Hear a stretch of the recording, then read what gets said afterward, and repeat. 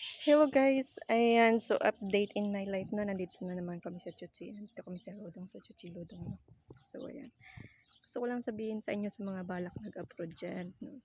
Huwag kayong mag-expect na kung ano yung nakalagay na trabaho nyo sa kontrata, yun na yun. Kasi hindi lahat ang nakalagay sa kontrata, ayun talaga magiging trabaho ng pagdating dito sa Taiwan.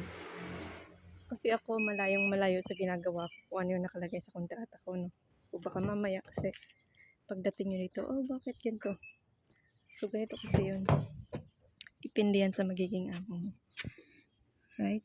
So, yan sa mga balak mag-abroad, ano? So, huwag kayong mag-abroad kung wala kayong bao na malakas ang loob. Right?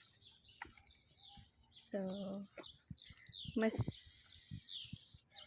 gustuhin ko na mananatili pa rin sa Pilipinas. Kasi mayroon naman talagang pera sa Pilipinas. Hindi lang natin alam kung paano. So, yan lang guys. Bye-bye.